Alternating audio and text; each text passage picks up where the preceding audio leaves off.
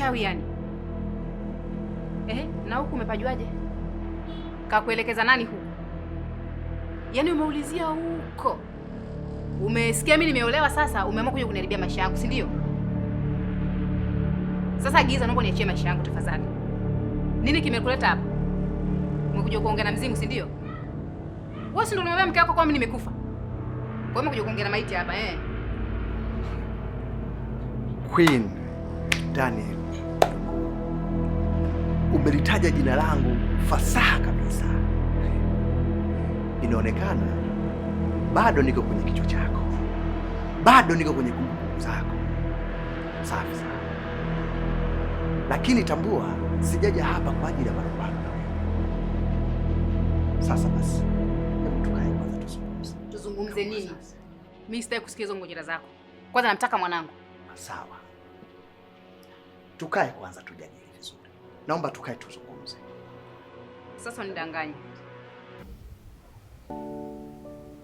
Queen Daniel Tunguru, nilikumisi sana, lakini lengo la kuja kwako sikuja kwa ajili ya mapenzi, ila nimekuja kwa ajili ya matatizo. Sasa basi, matatizo yanayonikabili unayajua vizuri sana.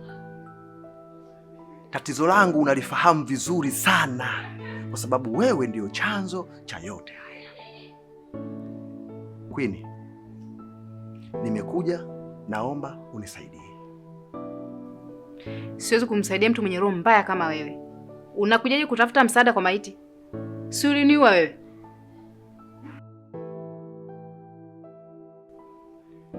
Queen, hakuna yasiyojadilika, hakuna yasiyozungumzika. Changamoto zako kuhusu Raya nimezipokea, na kuhusiana na mume wako liko ndani ya uwezo wangu, nitalifanyia kazi, na baada ya muda mfupi mtakuwa pamoja, lakini nahitaji jambo langu uweze kunisaidia. Okay, sawa, nitakusaidia, lakini kwa masharti hayo mawili. Sharti la kwanza, unipe mwanangu tena leo hii, na sharti la pili, umtoe mume wangu kituoni. Hapo ndo nitaweza kukusaidia. Queen,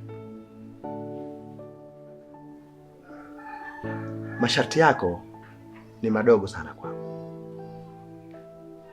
Nitamtoa mume wako na muda si mrefu mutaenjoy pamoja, na kuhusu Raya nalo nitalifanyia kazi, lakini ninachohitaji kwako